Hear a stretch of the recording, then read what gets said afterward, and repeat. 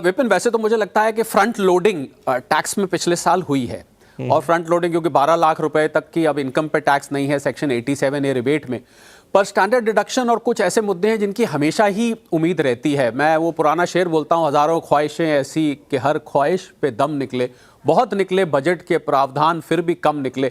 मुझे लगता है हमेशा चाहे कितना भी सरकार कर दे, आपने कहा ना थोड़ा है, थोड़े की जरूरत है, थोड़े की नहीं काफ़ी की जरूरत है, क्योंकि स्टैंडर्ड डिडक्शन में बदलाव की जरूरत है, कैपिटल गेन में। और ये जो स्टॉक मार्केट है विपिन, जो इस समय थोड़ी सी डिप्रेशन में चली गई है अंतर्राष्ट्रीय कारणों की वजह से, मुझे लग रहा है बजट में कुछ ऐसी कैपिटल मार्केट से घोषणा हो जाए, कैपिटल गेन टैक्स को कम कर दिया जाए, एसटीटी को हटा लिया जाए, तो एक ऊर्जा मिल जाएगी और हम ट्रम्प साहब को भूल के मुझे लगता है हम ऊपर की बुलिश ट्रेंड में आ जाएं। ये स्टॉक मार्केट को उम्मीद रहेगी। और एक और चीज़ विपिन, जिसकी इस बार अटकलें लगाई जा रही हैं कि शायद हस्बैंड वाइफ की एक जॉइंट रिटर्न, मैंने तो कहा एक 8वां फेरा शादी के टाइम लिया जाए कि आज से तुम्हारा टैक्स भी मेरी जिम्मेवारी है। 7 फेरे तो लेते ही हैं, 8वां फेरा पति कहे आज से तुम्हारा टैक्स मेरा टैक्स, तुम्हारी पेनल्टी मेरी पेनल्टी। अगर ये सिंगल यूनिट जो यूएस और जर्मनी में ऐसा होता है कि सिंगल यूनिट रिटर्न दी जाती है, इससे टैक्स डिडक्शंस और मिलती हैं, एग्जेम्पशंस और मिलती हैं, कुछ ऐसी भी अटकलें लगाई जा रही है। तो टैक्स के मोर्चे पे कोई बड़ी घोषणा तो नहीं। आखिरी बात जल्दी से मैं कहूंगा कि 1/4/2026 से नया इनकम टैक्स एक्ट आने वाला है।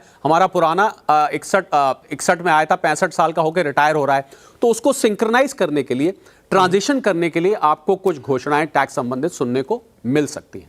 राइट, तो ये है बजट का पूरा एक खाका कि हम क्या उम्मीद कर सकते हैं और किस तरह की घोषणाएं हो सकती हैं। कई सरप्राइजेस भी आ सकते हैं, तो बी रेडी।